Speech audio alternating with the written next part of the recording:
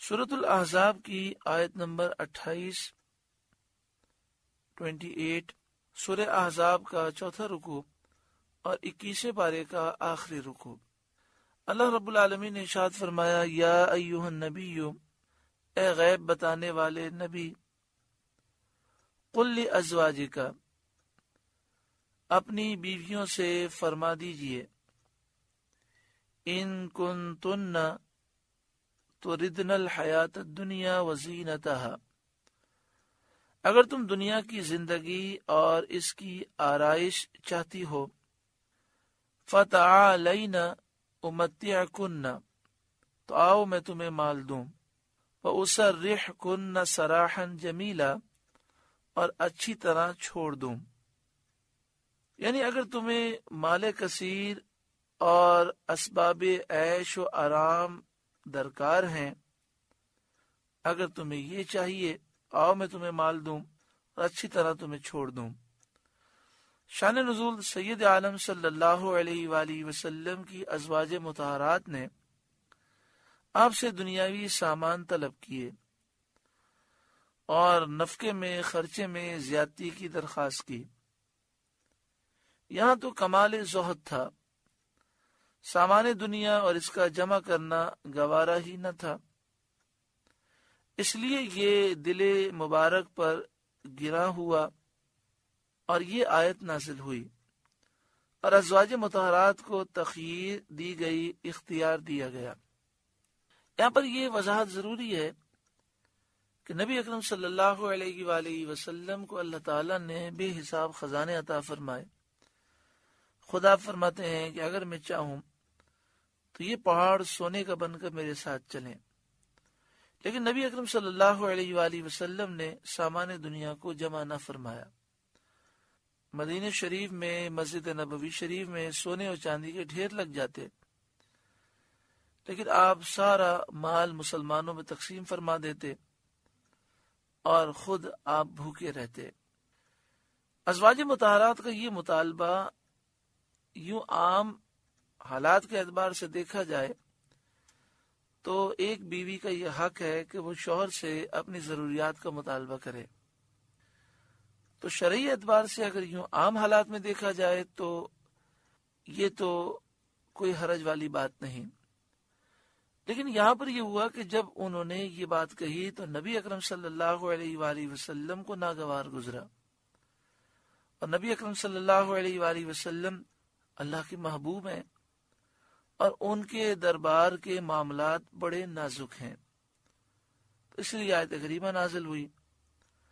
اس وقت نبی کریم صلی اللہ علیہ وآلہ وسلم کی 9 ازواج تھیں، 5 قریشیہ، حضرت عائشہ بنت ابی بکر صدیق، حضرت حفصہ بنت فاروق، حضرت ام حبیبہ بنت ابی سفیان، حضرت ام سلمہ بنت ابی امیہ، حضرت سودا بنت زمعہ، اور 4 غیر قریشیہ تھیں، حضرت زینب بنت جہش اسدیہ، حضرت میمونہ بنت حارث، حضرت صفیہ بنت حیی بن اخطب خیبریہ، حضرت جویریہ بنت حارث مستلقیہ رضی اللہ تعالی عنہن۔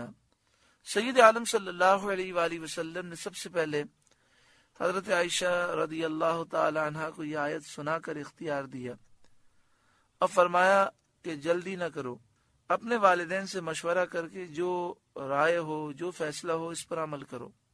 انہوں نے عرض کیا، حضور صلی اللہ علیہ وسلم کے معاملے میں مشورہ کیسا؟ میں اللہ کو اور اس کے رسول کو اور آخرت کے گھر کو چاہتی ہوں۔ اور باقی ازواج نے بھی یہی جواب دیا۔ ان آیات کے نزول سے ازواج مطہرات کی شان و عظمت کا اظہار ہوا کہ یہ حضور پر سب کچھ قربان کرنے والی ہیں۔ مسئلہ جس عورت کو اختیار دیا جائے کہ وہ اگر اپنے شوہر کو اختیار کرے تو طلاق واقع نہیں ہوتی، اور اگر وہ اپنے نفس کو اختیار کرے تو ہمارے نزدیک 1 طلاق بائن واقع ہوتی ہے۔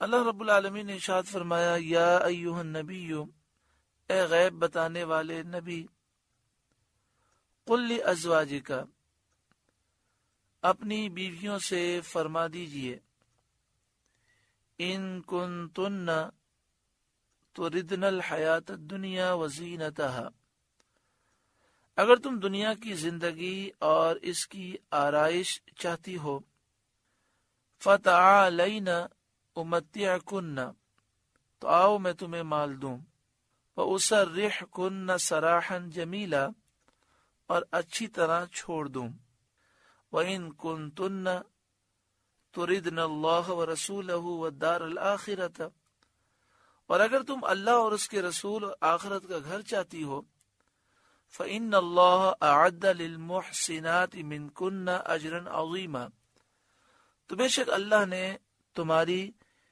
نیکی والیوں کے لیے بڑا اجر تیار کر رکھا ہے۔ تو چونکہ ازواج مطہرات نے اللہ اور اس کے رسول اور دار آخرت کو چاہا، تو اس سے معلوم ہوا کہ ان کے لیے اللہ تعالیٰ نے اجر عظیم تیار کر رکھا ہے۔ یا نساء النبی من یأتی منکن بفاحشۃ مبینہ، اے نبی کی بیویوں، جو تم میں صریح حیا کے خلاف کوئی جرت کرے، یضاعف لها العذاب ضعفین، اس پر اوروں سے دونا عذاب ہوگا، وکان ذلک علی اللہ یسیرا، اور یہ اللہ کو آسان ہے۔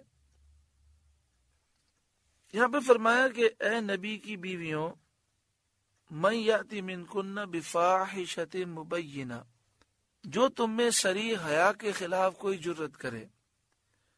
اس سے مراد ہے جیسے کہ شوہر کی اطاعت میں، فرما برداری میں کوتاہی کرنا، اور شوہر کے ساتھ بد اخلاقی سے پیش آنا۔ یہاں بدکاری مراد نہیں ہے، کیونکہ بدکاری سے تو اللہ تعالی انبیاء کی بیویوں کو پاک رکھتا ہے۔ یضاعف لها العذاب ضعفین، اس پر اوروں سے دونا عذاب ہوگا، کیونکہ جس شخص کی فضیلت زیادہ ہوتی ہے، اس سے اگر قصور واقع ہو تو وہ قصور بھی دوسروں کے قصور سے زیادہ سخت قرار دیا جاتا ہے۔ اسی لیے عالم کا گناہ جاہل کے گناہ سے زیادہ قبیح ہوتا ہے، اور اسی لیے آزادوں کی سزا شریعت میں غلاموں سے زیادہ مقرر ہے۔ اگر آزاد شخص غیر شادی شدہ ہے اور زنا کرے تو 100 کوڑے ہیں، اور شادی شدہ ہے اور زنا کرے تو پتھر مار مار کے ہلاک کر دیا جائے۔ غلام چاہے شادی شدہ ہو چاہے غیر شادی شدہ، دونوں صورتوں میں 50 کوڑے لگتے ہیں۔ نبی علیہ الصلوۃ والسلام کی بیویاں تمام جہاں کی عورتوں سے زیادہ فضیلت رکھتی ہیں، اس لیے ان کی ادنا بات سخت گرفت کے قابل ہے۔ یہاں پر لفظ فاحشہ آیا اس آیت کریمہ میں بفاحشۃ مبینہ۔ حضرت صدر الافاضل مولانا نعیم الدین مراد آبادی علیہ رحمہ بڑا پیارا اصول بیان کرتے ہیں۔ لفظ فاحشہ جب معرفہ ہو کر وارد ہو، مثلا الفاحشہ لکھا ہو، تو اس سے زنا اور لواطت مراد ہوتی ہے، اور اگر فاحشہ نکرہ ہو، جیسے الفاحشہ نہ ہو، فاحشہ ہو، اور غیر موصوفہ ہو، ساتھ میں کوئی صفت بھی نہ ہو، تو اس سے تمام گناہ مراد ہوتے ہیں۔ اور جب نکرہ ہو اور ساتھ میں صفت بھی ہو، نکرہ موصوفہ ہو کر آئے، جیسے یہاں پر ہے بفاحشۃ مبینہ، تو اس سے شوہر کی نافرمانی اور فساد معاشرت مراد ہوتا ہے، باہمی سلوک میں خرابی مراد ہوتی ہے۔ اس آیت میں نکرہ موصوفہ ہے، اسی لیے اس سے شوہر کی اطاعت میں کوتاہی اور کج خلق کی مراد ہے، جیسا کہ حضرت عبداللہ بن عباس رضی اللہ تعالی عنہما سے منقول ہے۔ یہاں پر مفسرین نے فرمایا کہ یہاں پر یہ جو فرمایا گیا اگر تم یہ کرو گی تو اللہ تعالیٰ دونا عذاب دے گا، ازواج مطہرات میں سے کسی نے ایسا کیا نہیں۔ تو اس کو سمجھانے کے لیے یوں سمجھیں، بعض مفسرین فرماتے ہیں کہ جیسے قرآن پاک میں ہے کہ اللہ تبارک و تعالی فرماتا ہے محبوب آپ فرمائیے اگر رب کا بیٹا ہو تو سب سے پہلے میں پوجا کروں گا. تو رب کے لیے بیٹا ہونا ناممکن ہے تو یہ بھی ناممکن ہے کہ اللہ کے سوا کسی کی پوجا کی جائے.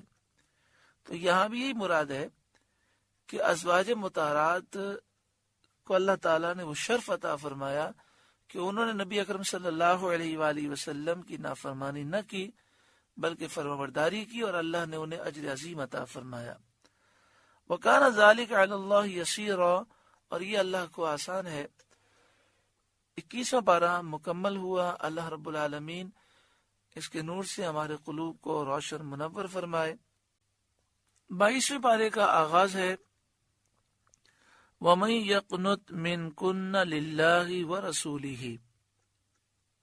اور جو تم میں فرمانبردار رہے اللہ اور رسول کی، یعنی اے نبی صلی اللہ علیہ وسلم کی ازواج جو تم میں فرمانبردار رہے اللہ اور رسول کی، وَتَعْمَلْ صَالِحًا اور اچھا کام کرے، نُؤْتِهَا أَجْرَهَا مَرَّتَيْنِ ہم اسے اوروں سے دونا ثواب دیں گے.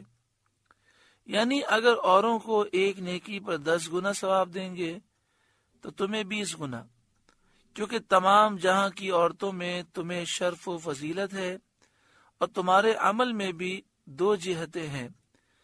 ایک ادائے اطاعت شوہر کی فرمانبرداری، دوسرے رسول کریم صلی اللہ علیہ وسلم کی رضا جوئی، قناعت، حسن معاشرت کے ساتھ نبی اکرم صلی اللہ علیہ وسلم کو خوش کرنا. وَأَعْتَدْنَا لَهَا رِزْقًا كَرِيمًا اور ہم نے اس کے لیے عزت کی روزی تیار کر رکھی ہے جنت میں. یا نساء نبی اے نبی کی ازواج، اے نبی کی بیویوں، لستن کاحد من النساء تم اور عورتوں کی طرح نہیں ہو، تمہارا مرتبہ سب سے زیادہ ہے اور تمہارا اجر سب سے بڑھ کر. جہاں کی عورتوں میں کوئی تمہاری ہمسر نہیں، کوئی تمہارے برابر نہیں. ان اتقیتن اگر اللہ سے ڈرو، فلا تخدعن بالقول تو بات میں ایسی نرمی نہ کرو، فیطمع الذی فی قلبہ مرض کہ دل کا روگی کچھ لالچ کرے. جس کے دل میں بیماری ہے وہ کوئی اور معنی لے لے. اس میں آداب کی تعلیم ہے کہ اگر ضرورت کی وجہ سے غیر مرد سے پردے کے پیچھے سے گفتگو کرنی پڑے تو قصد کرو، ارادہ کرو کہ لہجے میں نزاکت، نرمی نہ آنے پائے اور بات میں لوچ نہ ہو. بات نہایت سادگی سے کی جائے. عفت مآب خواتین کے لیے یہی شایان ہے. یہ حکم تو ازواج مطہرات کے لیے ہے لیکن ہر مسلمان عورت کے لیے لازم ہے. اول تو نامحرم مردوں سے بات ہرگز نہیں کرنی چاہیے، لیکن کبھی مجبوری میں بات کرنے کی حاجت ہو جائے، جیسے دروازے پہ دستک دے اور یہ کہنا ہو کہ وہ گھر پہ نہیں ہے، تو اس موقع پر بھی آواز میں نرمی نہیں ہونی چاہیے. حضرت محمود آلوسی علیہ الرحمہ نے لکھا کہ صحابیات ایسے موقع پر اپنی انگلیاں اپنے ہونٹوں پر رکھ لیتی اور پھر پردے کے پیچھے سے بات کرتی اور کوشش کرتی کہ آواز کی نرمی اور خوبصورتی ختم ہو جائے. اور یہ ایک حقیقت ہے کہ اگر انگلیاں ہونٹ پر رکھ کر بات کی جائے تو آواز موٹی ہو جاتی ہے. وَقُلْنَا قَوْلًا مَعْرُوفًا ہاں اچھی بات کہو،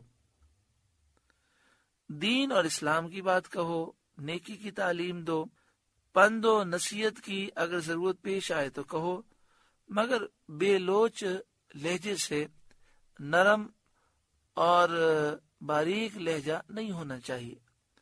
وَقَرْنَ فِي بُيُوتِكُنَّ اور اپنے گھروں میں ٹھہری رہو. عورت کو چاہیے کہ وہ گھر سے بلا ضرورت باہر نہ نکلے. وَلَا تَبَرَّجْنَ تَبَرُّجَ الْجَاهِلِيَّةِ الْأُولَى اور بے پردہ نہ رہو جیسے اگلی جاہلیت کی بے پردگی. ضرورتاً گھر سے باہر نکلے تو بے پردہ نہ نکلے۔ اگلی جاہلیت سے مراد اسلام سے پہلے کا زمانہ ہے۔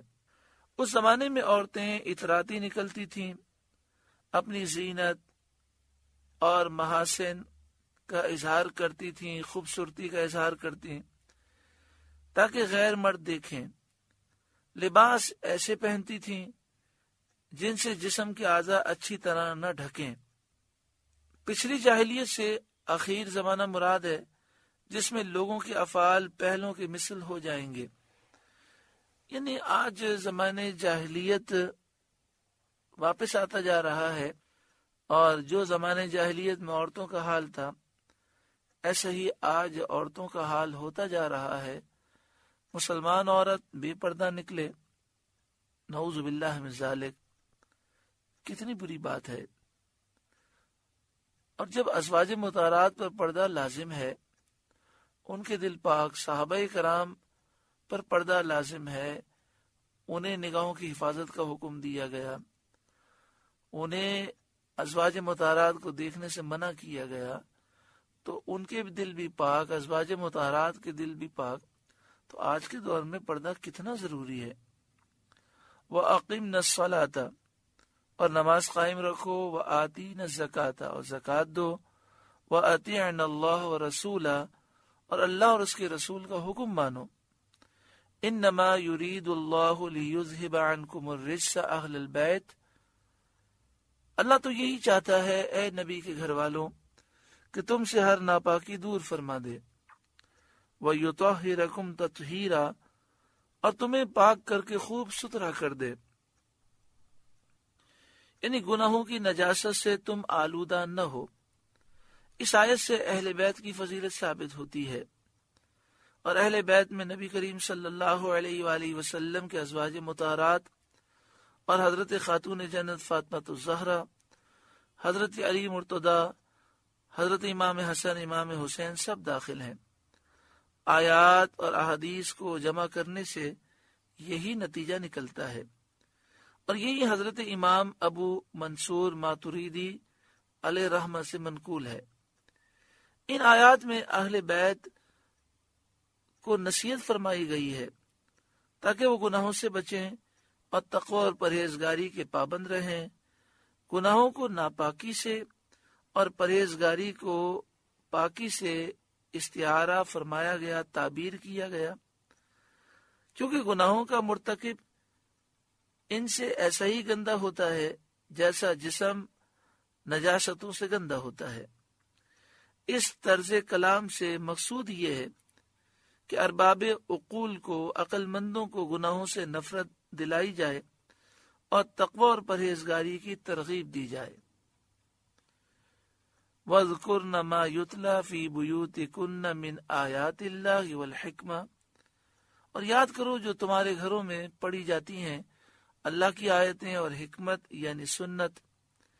ان اللہ کان لطیفا خبیرا، بے شک اللہ ہر باریکی جانتا خبردار ہے۔ سورہ احزاب کا چوتھا رکوع مکمل ہوا۔ اللہ تعالی اس پر ہمیں عمل کی توفیق عطا فرمائے۔ اللہ اللہ اللہ